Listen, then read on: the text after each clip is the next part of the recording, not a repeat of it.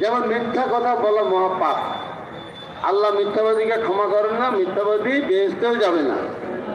কিন্তু আমাদের বাংলাদেশে, সারা পৃথিবীর মধ্যে আমাদের বাংলাদেশে একটা ঘটনা ঘটে গিয়েছে 5 তারিখে, 5ই অগাস্ট।